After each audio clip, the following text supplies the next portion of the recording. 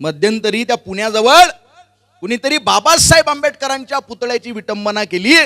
संतप्त जमावानं दुसऱ्या दिवशी छत्रपती शिवाजी महाराजांच्या पुतळ्याची विटंबना केली. इथंच आम्हाला आमचं अज्ञान नडतं.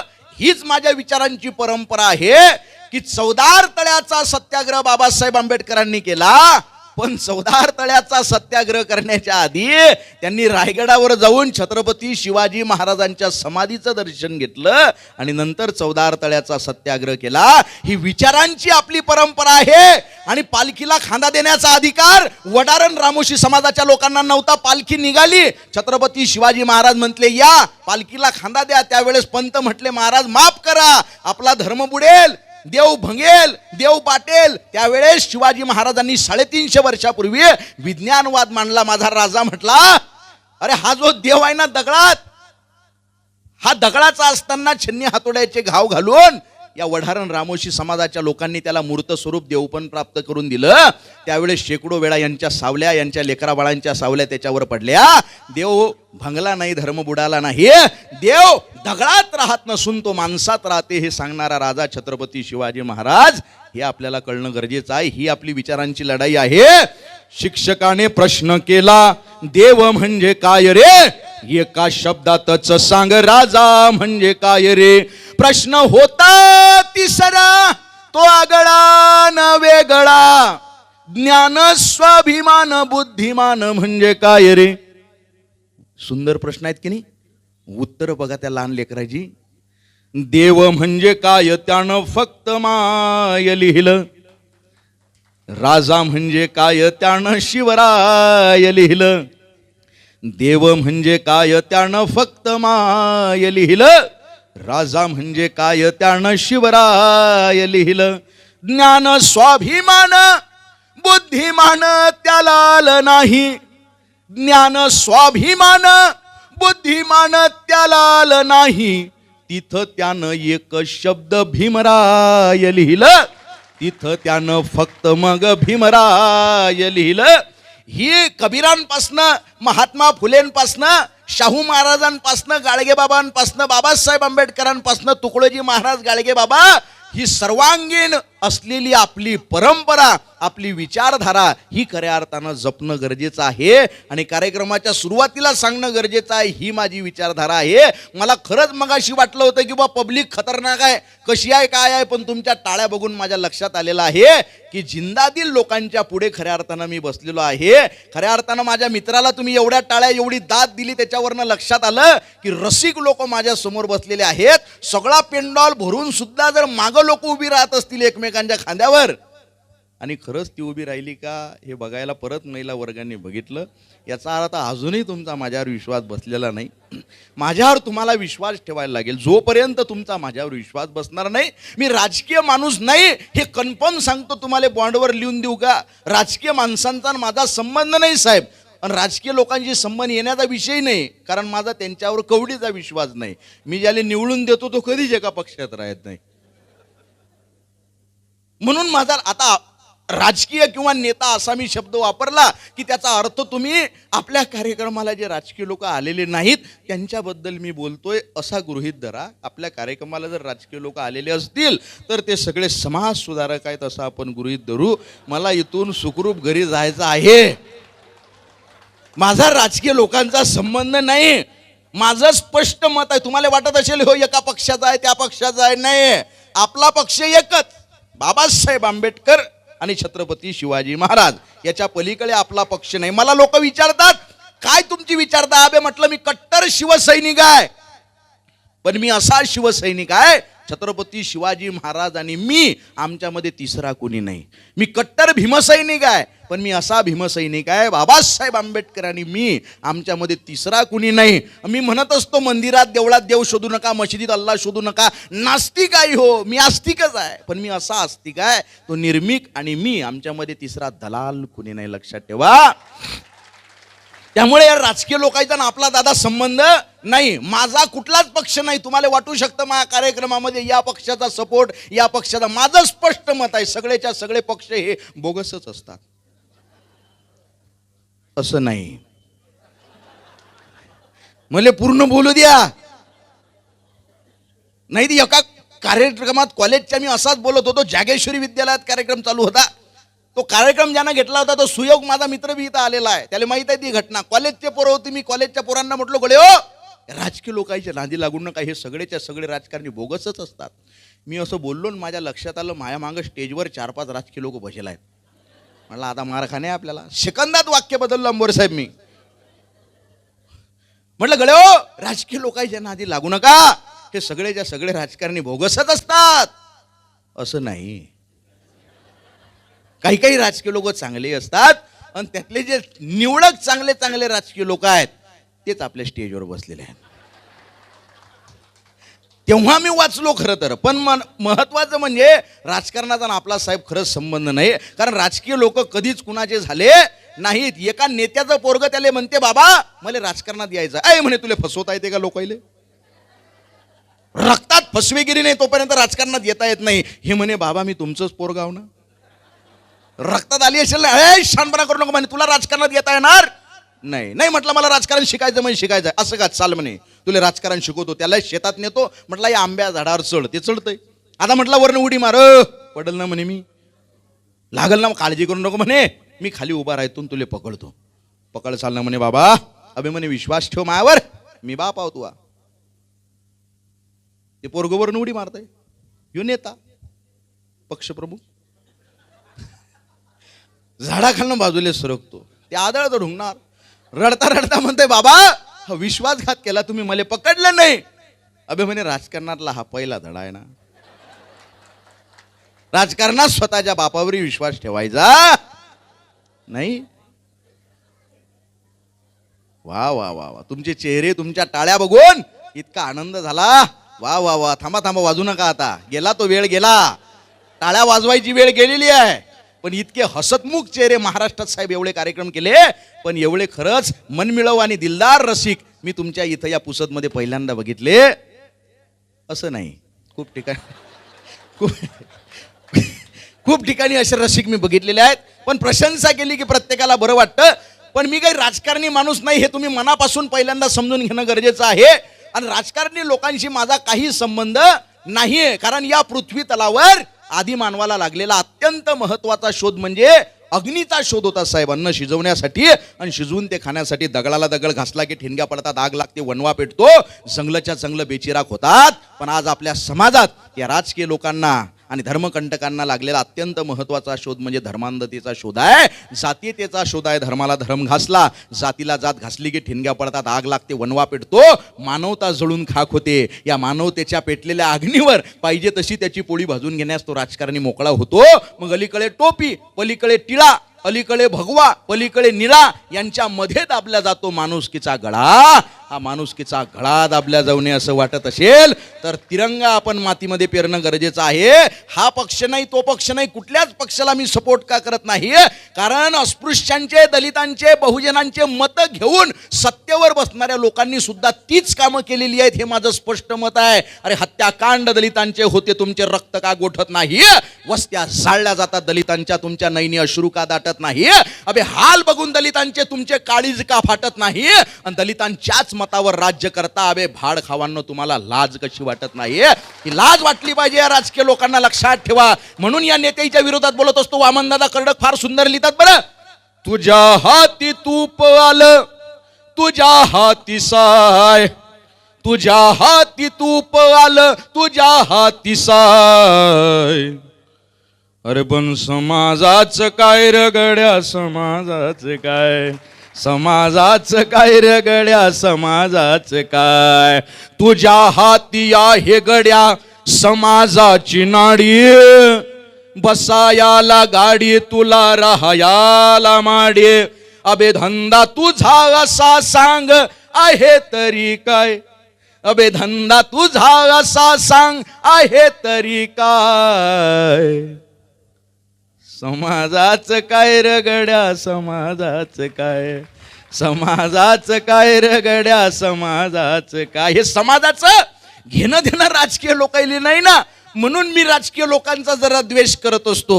म्हणजे द्वेष काय अंतरून आतमधून द्वेष नाही, पण बोलणं गरजेचं आहे. सत्य सत्याशी मन केले ग्वाही, मानियले नाही बहुमता, तुकोबरायांनी सांगितलेलं आहे ना. त्यामुळं सत्य असत्य हे बोललंच पाहिजे. जे असेल जसं असेल तसं. या सगळ्या पार्श्वभूमीवर तर मी एक मध्यंतरी भोंगा नावाची कविता लिहिली. मला बऱ्याच जणांचे फोन आले तुमच्याकडनं, दादा ती भोंगा कविता घे जा बरं. तुम्हाला भोंग्याचा वाद माहिती आहे का? भोंग्याचा वाद माहिती आहे का? महिला वर्ग जागृत आहे का नाही? महिलांकडे फॅन नाही का? कूलर पाहिजे 2-3 महिला वर्गाकडे. तुमचं दुर्लक्ष आहे. महिलांना हलक्यात घेऊ नका.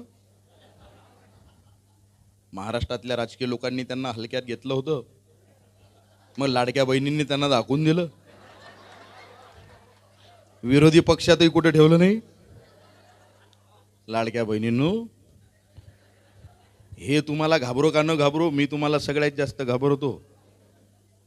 म्हणजे माझ्या घरी बायकोली बी घाबरतो, पण तुम्हाला सगळ्यात जास्त घाबरतो. कारण महिला वर्ग, बाबासाहेब आंबेडकर म्हटले ना साहेब, एखाद्या समाजाची तुम्हाला सर्वांगीण प्रगती जर मोजायची असेल तर त्या समाजातल्या महिलांची प्रगती बघा, त्याच्यावरनं समाजाची प्रगती ठरते. यत्र नारीश्च पूज्यन्ते रमन्ते तत्र देवता. जिथं जिथं महिलांची पूजा होते तिथं ईश्वर वास्तव्य करतो, हे सांगणारी आपली भारतीय संस्कृती आहे. म्हणून महिलांना हलक्यात घेऊ नका. या महिलांनी हे जे राजकारण चालू आहे ना, याच्यावर एका बाईनं उखाणा लिहिला होता साहेब. या देशामध्ये आसाम नावाचं एक राज्य आहे, सगळ्यांचं लक्ष आहे ना. त्या आसाममध्ये गुवाहाटी नावाचा निसर्गरम्य प्रदेश आहे. मी काही राजकारणावर बोललेलो, मनात आणलं तर मी सुद्धा उद्या देशाचा पंतप्रधान होऊ शकतो, कारण मला चहा फार आवडतो. मी राजकारणावर बोललेलो नाही, फक्त माझ्या मनात आलं नाही म्हणून सांगा. या विधानसभेले जर माझ्या मनात आलं असतं तर मी याला दाखवलं असतं काय विषय आहे. भोंगा वाजलाय, भोंगा वाजलाय, भोंगा वाजलाय, वाजलाय वाजलाय नेता. तुम्ही अपडेटच राहा साऊंडवाले. लग्न झालं का तुमचं? हाय झालं का बाकी आहे? नाही, मी सोयरिका बघतो बरं, मी तेही कामं करतो. खरं खरं सांगा फक्त, काही हरकत नाही, लवकर करा. हे लग्न झालेले ना लय दिवे लावले असं नाही. तुम्ही अपडेट राहा तिकडे. ते खुर्चीवाले बसले का साहेब? बसा. भोंग्याचा वाद माहिती आहे का साहेब? भोंग्याचा एक स्टेटमेंट झालं होतं साहेब, भोंगे हटाव. कोणा हटवायचे? आपणच. कामधंदे सोडायचे साऊंडवाले आणि डायरेक्ट भोंगे काढायचे. बरं, स्टेटमेंट झालं, अलीकडचे पलीकडचे सगळे लोक त्याच्यावर साहेब बोलायला लागले. हे सगळे या सगळे नेते प्रसिद्धीसाठी हापापलेलेच असतात असं नाही, काही लोक चांगले असू शकतात.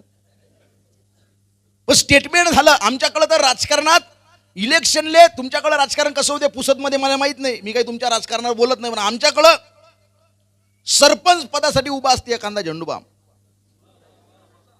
आणि त्याची प्रचाराची गाडी, आणि त्या गाडीवर भोंगा, आणि त्या भोंग्यात गाणं असते, तुमच्या राजाला साथ द्या, तुमच्या राजाला साथ द्या. म्हणजे ह्यो राजा 90 मारणारा आणि आपण प्रजा. अरे झेंडूबाम. काही काही ठिकाणी मलाही लोक विचारतात, दादा कार्यक्रम झाल्यावर तुमची बसायची व्यवस्था कुठं करायची? म्हटलं बसायची म्हणजे तुम्ही काही घेत नाही का म्हणे 90-20? शिवाजी महाराज, बाबासाहेब आंबेडकर, गौतम बुद्ध सांगणारा माणूस आहे मी. दारूचा माझा संबंध नाही. नाही म्हणे तुम्ही स्टेजवर चढली का असं वाटते, दारू पिऊनच चढले? नाही नाही म्हटलं, दारूचा माझा संबंध नाही. नाही, तुमचे डोळे बघून असं वाटते अट्टल पेणारे आहात तुम्ही. अरे नाही ना बे म्हटलं, दारूचा माझा संबंध नाही. तुमच्यात आहेत का काही दारू पिणार? हातवर करा बरं. या पा, खोटं बोलू नका, लवकर हातवर करा. सत्य असत्याशी मन केले ग्वाही, मानिले ना हे बरं बहुमता. सूरमरय्य मेरय्या मज्जा पामदत्थाना वेरमणी शिक्षापदम समाधी. आम्ही ज्या ज्या गोष्टींपासून नशा होते त्या गोष्टींपासून दूर राहण्याची दीक्षा मी ग्रहण करत आहे. पानातिपाता वेरमणी शिक्षापदम समाधी आम्ही. अदानिदाना वेरमणी शिक्षापदम समाधी आम्ही. कामेषु मिच्छाकारा वेरमणी, व्याभिचारापासून दूर राहण्याची दीक्षा ग्रहण करत आहे. मुसावादा वेरमणी शिक्षापदम समाधी आम्ही. त्याच्यातलं आहे ना शेवटचं पंचशील, सूरमेरय्य मज्जा पामदत्थाना वेरमणी शिक्षापदम समाधी आम्ही. ज्या ज्या गोष्टींपासून नशा होते, म्हणजे जिवंतपणी आपण नशेमध्ये जातो, बरोबर आहे का? त्या गोष्टींपासनं दूर राहण्याची दीक्षा मी ग्रहण करत आहे. हे सांगणारे गौतम बुद्ध मानणारे आपण लोक आहोत. आपला दारूचा संबंध नसला पाहिजे. काय भलं झालं त्या दारूनं कोणाचा? नाही नाही म्हणे तुम्ही स्टेजवर चढली कसं वाटते, दारू पिऊनच चढले. कशाची नशा आहे म्हणे तुमच्यात? अबे म्हटलं हे नशा वेगळी आहे.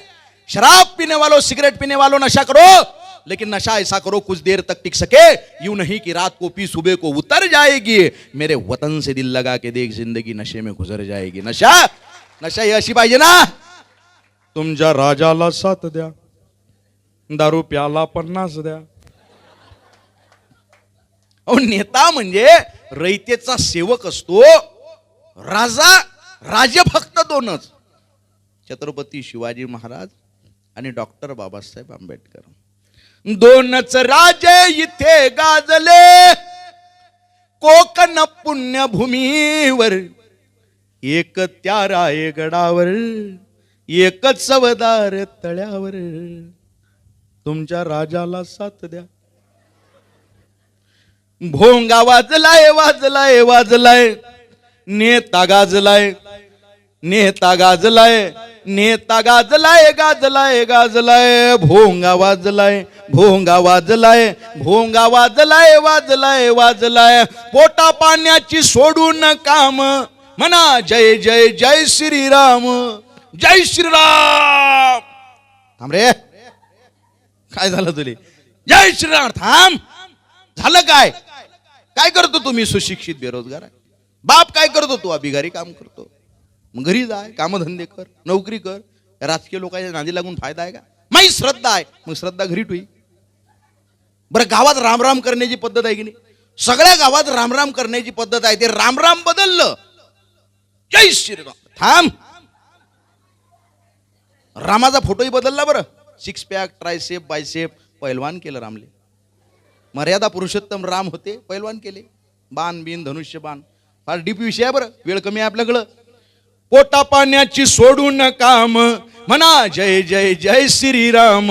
घरी सीतेला उपवास, माय बापाले वनवास. घरची अयोध्या जळताना, घरची अयोध्या जळताना, प्रश्न रामाला पडलाय. भोंगा वाजलाय भोंगा वाजलाय, भोंगा वाजलाय वाजलाय वाजलाय. नेता गाजलाय नेता गाजलाय, नेता गाजलाय गाजलाय गाजलाय. नेक तू बंदा अल्लाचा, कर जिहाद मानवतेचा. कोणता एक धर्म चुकीचा आहे का? एकाच धर्मावर टीका करणारा पाखंडी असतो. सगळेच्या सगळे धर्म चुकीचे आहेत आणि प्रत्येक धर्मात काहीतरी घेण्यासारखं आहे. कबीरांनी त्या काळात सांगितलं, पाथर पूजे हरी मिले, तो मैं पूजू पहाड. घर की चाकी कोई ना पूजे, जाके पीस खाए संसार. दगड पूजल्यानं देव भेटला असता तर मी पहाड पूजला असता, हे सांगणारे कबीर फक्त हिंदू धर्मावर लिहितात का? भोंग्यावर त्या काळात लिहून गेले कबीर. काकर पाथर जोरी के मस्जिद लई बनाए, काकर पाथर जोरी के मस्जिद लई बनाए. ताचड़ मुल्ला बांग दे क्या बहरा हुआ खुदाय. अल्ला बहिरा झाला का? ओरडायची गरज आहे? मी बोललो हे कबीर त्या काळात बोलले म्हणून. सगळे धर्म चुकीचे आहेत, प्रत्येक धर्मातून काहीतरी घेण्यासारखं आहे. प्राध्यापक शिवाजीराव भोसले सांगायचे, एका ठिकाणी आमच्या डोक्यावर आभाळ आहे, त्याचा रंग निळा आहे. तो स्वतःला कधीही बौद्ध म्हणून घेत नाही. सूर्य मावळतीला झुकल्यानंतर त्याचा रंग भगवा केसरी होतो. तो स्वतःला कधी हिंदू म्हणून घेत नाही. हा निसर्ग हिरवा आहे, स्वतःला कधी मुसलमान म्हणून घेत नाही. कारण हे सगळे एकाच निसर्गाचे घटक आहेत. तसं आपण सुद्धा एकाच भारताचे सगळे नागरिक आहोत. प्रथमता आणि अंतिमता सुद्धा आपण भारतीय असलं पाहिजे. बाबासाहेब आंबेडकरांनी आम्हाला सांगितलं, मुसलमान या शब्दाचा अर्थ आहे मुसल्लसे इमान. ज्याचा इमान जिवंत आहे तो मुसलमान. सलाम वालेकुम वालेकुम अस्सलाम व रहमतुल्लाहि बरकातू. ईश्वर सगळ्यांचं कल्याण करो. हे सांगणारा धर्म कधी आतंकवाद निर्माण करू शकत नाही. पण दुर्दैव आमचं आहे, दंगली करणारे धर्मग्रंथ वाचतच नाहीत. आणि ज्यांनी आपापले धर्मग्रंथ तरी वाचले ते कधीच दंगलीत सहभागी होऊ शकत नाहीत. नेक तू बंदा अल्लाचा, कर जिहाद मानवतेचा. बुरसटलेल्या चाली तू जपतो, लोकशाहीच्या डोळ्यात खुपतो. बुरसटलेल्या चाली तू जपतो, लोकशाहीच्या डोळ्यात खुपतो. बाहेरून विषाचा पेला, बाहेरून विषाचा पेला, कट्टर कट्टरपंथीयांनी तुला पाजलाय, भोंगा वाजलाय, भोंगा वाजलाय, भोंगा वाजलाय, वाजलाय वाजलाय, नेता गाजलाय, नेता गाजलाय, नेता गाजलाय, गाजलाय गाजलाय, आम्ही भीमाची लेकर तरी अशिक्षित आमची घर. बाबासाहेब आंबेडकरांचा विजय असो. पुस्तकं किती आहेत घरात? संविधान वाचलं का? बाबासाहेबांची शपथ घेऊन सांगा, हात वर करा कोण कोण संविधान वाचलं. नाही हो, इतकेच हात वर हात खाली करा. नाही नाही नाही, अहो मध्यरात्री पुस्तकं वाचणाऱ्या बाबासाहेबांना एका मित्रानं प्रश्न विचारला, अख्खं जग झोपलं बाबासाहेब, तुम्ही कधी झोपाल? बाबासाहेब आंबेडकरांचं उत्तर होतं, अरे पिढ्यानं पिढ्या आमचा समाज झोपलेला होता, त्याला जाग करायचं असेल तर कुणीतरी जागलं पाहिजे रे. हे बाबासाहेब आंबेडकर आम्हाला कळले पाहिजे. शिका, संघटित व्हान, संघर्ष करा. हा मंत्र देताना सुद्धा बाबासाहेबांना सगळ्यात आधी शब्द वापरलाय, शिका. अहो बराक ओबामा अमेरिकेचा राष्ट्राध्यक्ष भारतात आला, संसदेत बोलला, 5 मिनिटं 10 मिनिटं जो काही बोलला त्याच्यातलं सगळ्यात महत्वाचं तो एकच बोलला की आम्ही संधीची समानता मानतो. America is with you shoulder to shoulder. America खांद्याला खांदा लावून जगासोबत उभी आहे, कारण अमेरिका संधीची समानता मानते. अमेरिकेला विश्वास आहे की प्रत्येक जण त्यांच्या त्यांच्या प्रगल्भतेनुसार त्यांची त्यांची जागा मिळवतात, आणि यासाठी आमच्याकडं सगळ्यात मोठं जगातलं उदाहरण हे तुमच्या देशातलं आहे, ते म्हणजे भीमराव रामजी आंबेडकर. आणि ते जर आमच्या देशात जन्माला आले असते तर त्यांना आम्ही सूर्य म्हणून संबोधलं असतं. हे बाबासाहेब आंबेडकर जर आम्हाला कळत असतील, एका खोलीमध्ये रमाई माता आजारी आहे तर दुसऱ्या खोलीमध्ये बाबासाहेब आंबेडकर जर वाचन करू शकतात, एक एक लेकरू गेलं बाबासाहेबांचं, तरी सुद्धा बाबासाहेबांनी वाचन थांबवलं नाही. हो, हिंदू धर्माला विरोध करावा लागला, धर्मांतराची लाट उसळली. 56ला ज्या वेळेस धर्मांतर झालं ना, एका न्यूज रिपोर्टरनं विचारलं बाबासाहेबांना, आता म्हणे सगळा हिंदू समाज कुणाच्या विरोधात असेल म्हणे, तर सगळ्यात जास्त तुमचा विरोध करतोय, तुम्हाला वाईट वाटत नाही का? बाबासाहेब आंबेडकरांनी उत्तर दिलं, मी पुस्तकं जी बाबासाहेबांची वाचली ना साहेब, त्याच्यात माझी आत्मकथा पुस्तक जर तुम्हाला सापडलं, धनंजय कीरांनी सुद्धा खूप सुंदर लिहिलं, पण बाबासाहेबांचं जर माझी आत्मकथा पुस्तक सापडलं ना, ते वाचताना डोळ्यात पाणी येईल. हो, बाबासाहेब म्हणतात कधी कधी हा सगळा प्रकार बघून असं वाटते लाथाडून द्याव, निघून जाव कुठंतरी. तरी तुम्हाला प्रश्न पडेल की मग मी हे सगळं सोडून जात का नाही? माझ्या बांधवांनो, मी कुठेही जाऊन सेटल होऊ शकतो, राहू शकतो, जगू शकतो, पण मला माझ्या अस्पृश्य बांधवांना सोडून जाता येत नाही. त्यांना सोडून एकटं मला कुठं जायचं नाही. हे बाबासाहेब आंबेडकर आहेत, लक्षात ठेवा. ते न्यूज रिपोर्टर म्हणे, हिंदू धर्म सगळ्यात जास्त तुमचा विरोध करतोय, तुम्हाला वाईट वाटत नाही का? बाबासाहेब म्हटले, मला वाईट वाटत नाही, कारण भविष्यात जेव्हा कधी यातले बुद्धिमान लोक इतिहासाची पानं चालून बघतील, त्यावेळेस त्यांना लक्षात येईल या देशाचा खरा सच्चा सेवक म्हणजे भीमराव रामजी आंबेडकर होते. त्या न्यूज रिपोर्टरनं परत प्रश्न विचारला, जर असं झालंच नाही, बुद्धिमान लोकांनी इतिहासाची पानं चालून बघितलीच नाही, तर बाबासाहेब म्हटले, तरी मला वाईट वाटणार नाही, कारण ज्या अस्पृश्य बांधवांसाठी मी आयुष्यभर लढलो, झगडलो, त्यांच्या काळजामध्ये मी आज चंद्र सूर्य वास्तव्य करत राहील. हे बाबासाहेब आंबेडकर आम्हाला कळणं गरजेचं आहे.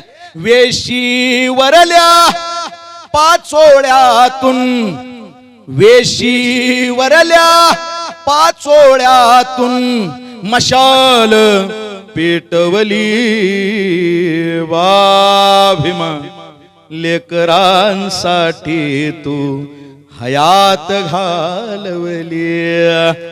बाबासाहेब आंबेडकर साधा माणूस नाही हो. अहो, रमाई माता शेवटी आयुष्याच्या म्हटल्या, मला एकदा पंढरपूरला जाऊन विठ्ठलाचं दर्शन घ्यायचं आहे. हो, बाबासाहेबांपुढे किती मोठा धर्मसंकट पडलं, ते शेवटची इच्छा आहे पत्नीची, आणि इकडे आपण चळवळ सांगतोय लोकांना, या धर्मांध चळवळीतनं बाहेर आणण्याचा प्रयत्न चालू आहे. काय म्हटल्या रमाई माता? शेवटची इच्छा आहे पंढरपूरला जाऊन विठ्ठलाचं दर्शन घ्यायचं आहे. अशा दुविधा मनस्थितीमध्ये सुद्धा बाबासाहेब आंबेडकरांनी आम्हाला निर्णय कसा घ्यावा सांगितलं. बाबासाहेब म्हटले, अगं रामू, त्या पंढरपूरच्या विठ्ठलाला आपला स्पर्श चालत नाही रामू, आपला विटाळ आहे, त्याला आपण ज्ञानाची परत नवीन पंढरी निर्माण करू, जिथल्या विठ्ठलाला आपल्या स्पर्शाचा विटाळ असणार नाही रामू. हे बाबासाहेब आंबेडकर कळणं गरजेचं आहे.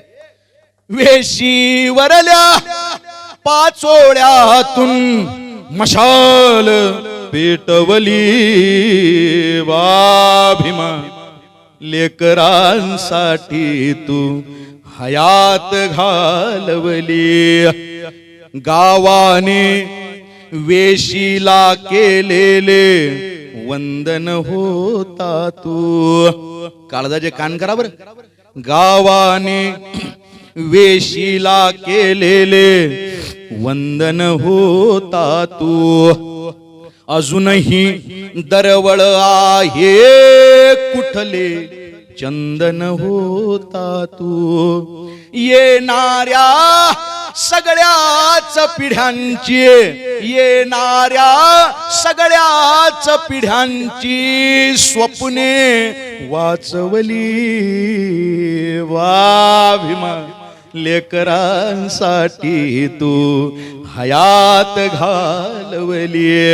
वर्गाच्या बाहेर बसला तरीही शिकलासी. फळ्यावरून अक्षरे उतरली आली तुझी आचरणासी.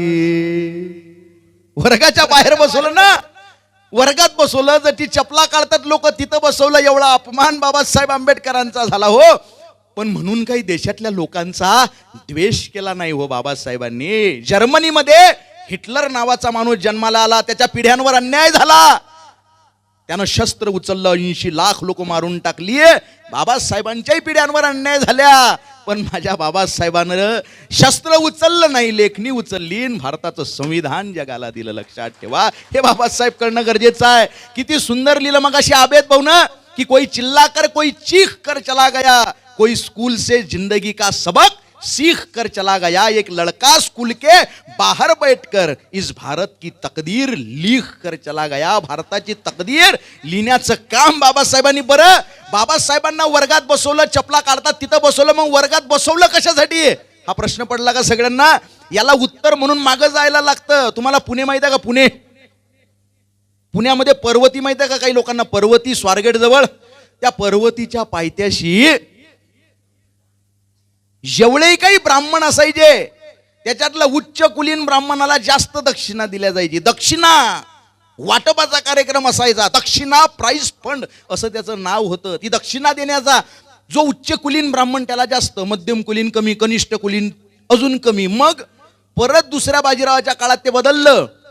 जो अत्यंत बुद्धिमान ब्राह्मण असेल त्याला जास्त, मध्यम जो बुद्धिमान असेल त्याला जरासं कमी, कनिष्ठ बुद्धिमान असेल त्याला अजून कमी. पण हा निधी फक्त ब्राह्मणांना दिला जायचा, बहुजनांना नाही.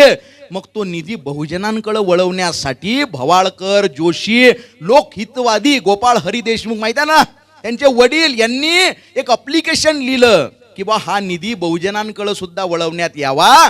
पण तो निधी वळवण्यासाठीचं अप्लिकेशन, त्याच्या खाली सह्या करताना हे घाबरले की आता म्हणे आपल्याला सनातनी लोकांचा विरोध होणार आहे. मग याच्यावर अशी एक सही पाहिजे म्हणे एका माणसाची, ती सही असल्यानंतर कुठला सनाती माणूस चाचू करत नाही. मग कोणाची सही आहे ती? त्याच्यासाठी ते गेले एका माणसाकडे. त्या माणसाचं नाव आहे महात्मा ज्योतिबा फुले. महात्मा ज्योतिबा फुले साधा माणूस नाही हो. मुळा मुठा नदी माहित आहे ना, त्याचा पूल बांधण्याचं काम महात्मा फुलेंच्या कंपनीकडं. कात्रजचा बोगता, Sayajirao Gaikwad palace, times of इंडियाचं ऑफिस, टाटापेक्षा जास्त टॅक्स पे करणारा माणूस होते महात्मा ज्योतिबा फुले. स्वारगेट सगळीकडे जिथं जिथं फुले मंडई आहे ना पुण्यामध्ये, सगळ्याचं बांधकाम महात्मा ज्योतिबा फुलेंकडे होतं. बरं, उगाच महात्मा ज्योतिबा फुलेंना गुरु मानत नाहीत बरं का बाबासाहेब आंबेडकर.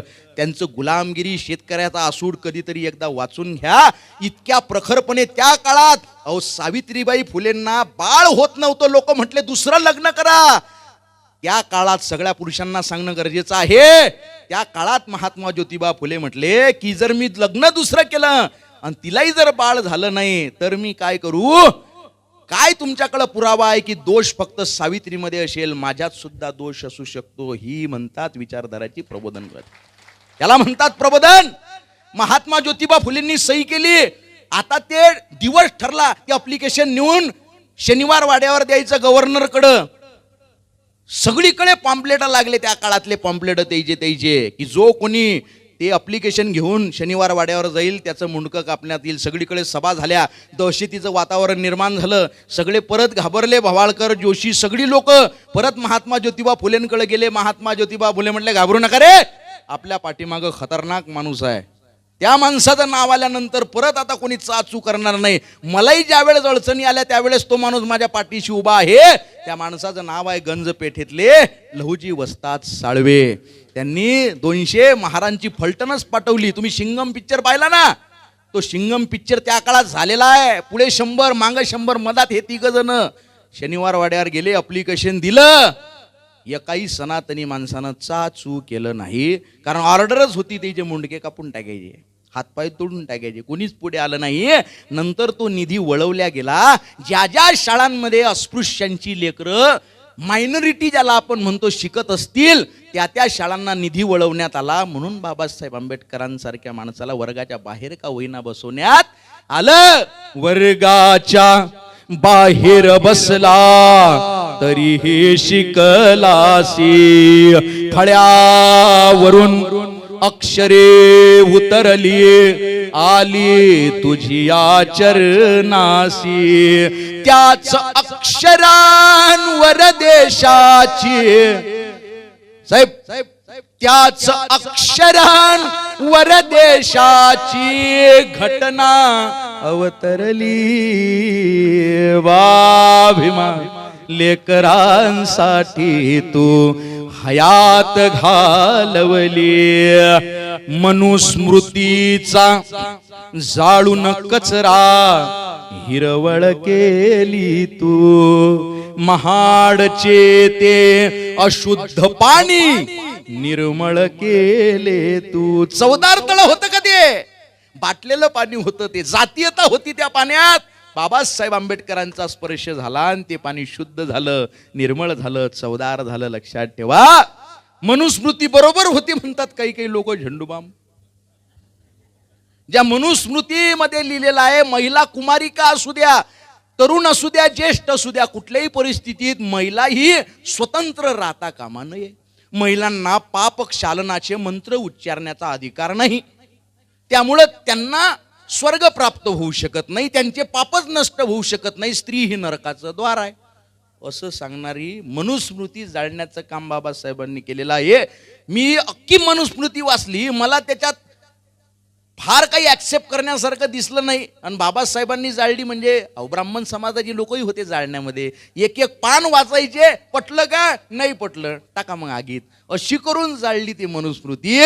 मनुस्मृतीचा जाळून कचरा हिरवळ केली तू. महाडचे ते अशुद्ध पाणी निर्मळ केले तू. परंपरेच्या चिखलामधली, जातीयतेच्या चिखलामधली नौका चालवली. वाभिमान लेकरांसाठी तू हयात घालवली. जिथे जिथे तू शिकला ते सगळे मान तुला देतात ना मान. अख्ख्या भारतामध्ये भारत ओळखला जातो गौतम बुद्ध, विवेकानंद आणि बाबासाहेब आंबेडकर या लोकांमुळे ओळखला जातो. लक्षात ठेवा, अहो ज्या कोलंबिया विश्वविद्यापीठामध्ये शिकले बाबासाहेब आंबेडकर, त्या विद्यापीठानं ठरवलं 100 बुद्धिमान शिकून गेलेल्या विद्यार्थ्यांची यादी काढायची. त्याच्यामध्ये अल्बर्ट आइन्स्टाईन सारखी लोक होती. त्याच्यात भारतातलं एकच नाव होतं, ते नाव म्हणजे भीमराव रामजी आंबेडकर. नंतर त्यांनी ठरवलं फक्त 10च लोक काढायची. त्या 10 लोकांमध्ये सुद्धा बाबासाहेबांचं नाव होतं. नंतर त्यांनी ठरवलं एकच नाव काढायचं सगळ्यात बुद्धिमान, आणि ते नाव होतं भीमराव रामजी आंबेडकर. जिथे जिथे तू शिकला ते सगळे मान तुला देती. तुझ्यामुळे ही जगास कळली बुद्धाची धरती. भारत रत्न या बहुमानाची, भारत रत्न या बहुमानाची उंची वाढवली. वाभिमान लेकरांसाठी तू हयात घालवली मुले स्वतःची गेली अमुचा बाप तू होताना. एक वेळ आली या जगाचा निरोप घेतला बाबासाहेबांनी, पण आपल्या सगळ्यांच्या काळजामध्ये सूर्य पेरून गेलेले आहेत बाबासाहेब आंबेडकर. आपल्या लेकरांना तुम्ही एक भाकर कमी खाऊ घाला, पिझ्झा बर्गर समोसा कचोरी पाणीपुरी याच्यापासून लांब ठेवा, पण आपल्या लेकराला तुम्ही बुद्धिमान बनवा, वाचक बनवा, पुस्तकं घ्या, पुस्तकं घरी ठेवा, लेकरांना शिकवा. ती लोक होती साहेब, बाबासाहेब गेले त्यावेळेस अंत्ययात्रेला 18 ते 22 लाख लोक होती हो. त्यावेळेची लोकसंख्या बघता एक विश्व रेकॉर्ड होता तो. मोबाईल नाही, इंस्टाग्राम नाही, व्हॉट्सअप नाही, कुठून एवढी लोक आली. अहो बाबासाहेबांनी आम्हाला शिकवलं माणसाचं कर्तृत्व हे त्याच्या अंगावरील वर्दीवरून ठरत नाही, त्याच्या अंत्ययात्रेला जमलेल्या गर्दीवरून ठरतं. मुले स्वतःची गेली अमुचा बाप तू होताना जळत राहिला किती र बाबा सूर्य आम्हाला देताना. जाताना तू तुझी लेकरे, जाताना तू तुझी लेकरे बुद्धाला सोपवली वाभिमा लेकरांसाठी तू. मुले स्वतःची गेली अमुचा बाप तू होताना जळत राहिला किती र बाबा सूर्य आम्हाला देताना. जाताना तू तुझी लेकरे, जाताना तू तुझी लेकरे बुद्धाला सोपवली वाभिमा लेकरांसाठी तू. हयात घालवली, हयात घालवली रवावा स्वप्ने वाचवली. आम्ही भीमाची लेकर तरी अशिक्षित आमची घर. इथंच होतो ना मी. माझी आई म्हणते माझं पोरग कुठेही गेलं तर संध्याकाळी घरी येते. महिला वर्गाची साथ आहे आपल्याला. चांगला कार्यक्रम चालू आहे का महिला वर्ग? नाही बापा रे, इतका समजदार रसिक वर्ग मी पहिल्यांदा बघितला. असं नाही, खूप ठिकाणी असा रसिक वर्ग मी बघितलेला. आम्ही भीमाची लेकर तरी अशिक्षित आमची घर. आम्ही आरक्षण उराशी जपले गेलो विसरून आंबेडकर. आम्ही आरक्षण उराशी जपले गेलो विसरून बॅरिस्टर. भीम डोक्यात घ्यायचा होता, भीम डोक्यात घ्यायचा होता, भीम डोक्यावर घेऊन नाचलाय. भोंगा वाजलाय, भोंगा वाजलाय, भोंगा वाजलाय, वाजलाय वाजलाय. नेता गाजलाय, नेता गाजलाय, नेता गाजलाय, गाजलाय गाजलाय. नेता रयतेचा नाही र कुणी, सगळे यगाज माळी जे म्हणी. आपलं कुणी नाही. ह्यो पक्ष प्रमुख माझा आहे, याचे विचार माझे विचार झेंडूबाम आहे. तो आपला कुणी नाही. या पक्षातल्या याची पोरगी त्याला दिलेली आहे, त्या पक्षात त्याचा तो जवळ आहे. एकमेकाचे नातेवाईक आहे ते. बरेचसे राजकीय लोक माझ्या ओळखीचे आहेत बरं, बिझनेस मध्ये पार्टनरशिप मध्ये आहेत. हे आतून संध्याकाळी एकाच टेबलावर बसतात, प्यायला नाही जेवायला. सगळेच नेते पेतात असं नाही. एका बाईनं तर हळदी कुंकवाच्या कार्यक्रमात उखाणा लिहिला याच्यावर. हे म्हणे फक्त माझे पती नाही, हे माझ्या काळजाचे ठोके आहे. खोके म्हटलेलं नाही बरं, ठोके ठोके. हे म्हणे फक्त माझे पती नाही, हे माझ्या काळजाचे ठोके आहे. पण मी त्याला शोधते ज्याची या चळवळी मांग डोके आहे. मी त्याला शोधते ज्याची या चळवळी मांग डोके आहे. आणि साहेबांचं नाव घेते, काय झाडी काय डोंगर बाकी सगळं ओके आहे. आपला राजकारणाशी संबंध, राजकारणातला आपल्याला काही कळत, तुम्हाला सुद्धा काही कळत, आणि त्या राजकीय लोकांनाही काही कळत. असा मूर्खाचा बाजार व्हायलाय सगळा, कुणालाच काही कळत नाही. म्हणून यायचं फळते बरं का. हे कोण उठून कोण्या पक्षात जाईल आणि कुण्या पक्षाला बिनशर्त पाठिंबा देईल. आणि कार्यकर्ते काही आहेत का, हातवर करावं. पक्षाचे सच्चे कार्यकर्ते हातवर करा. कोणीही पक्षाचे, आपल्याला काही कोण्या पक्षाची घेणं देणं आहे का. आपला कोणताच पक्ष नाही. बीजेपी, काँग्रेस, वंचित, मनसे, शिवसेना, अलीकडची राष्ट्रवादी, अलीकडची पहिले गावाची नाव होती खुर्द, बुद्रुक.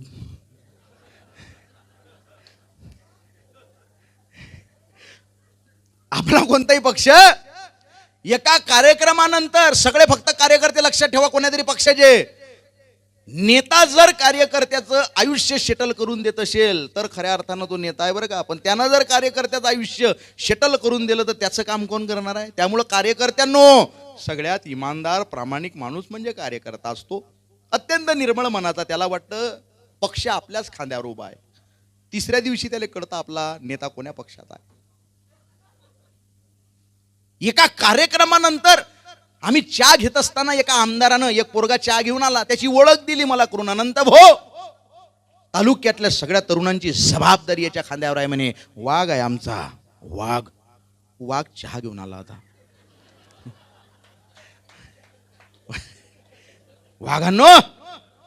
वाघान ढरकळी फुडली, निघून गेला वाघ. मग मला तो म्हणे, हे असे पैशाची जुळाजुळव लय गरजेची असते म्हणे, असे पाळून ठेवायला लागतात जवळ. खोटा बोलतो का आपण. कबीर तुकोबा महाराज बाबासाहेब सांगणारा माणूस आहे, खोटं बोलत नाही. फक्त त्याचं नाव सांगत नाही, नाहीतर त्याचं अवघड आहे. किंवा मग त्याला मी दिसलो तर माया अवघड आहे. खोटं बोलत नाही. पण आपला नेता कुणी नाही, हे लक्षात ठेवा बरं का. नेता रयतेचा नाही र कुणी, सगळे एकाच माळीचे मनी. कधी पक्ष न तत्व बदलतील याची देवाला नाही र हमी. कुंकू एकाच्या नावाज माती.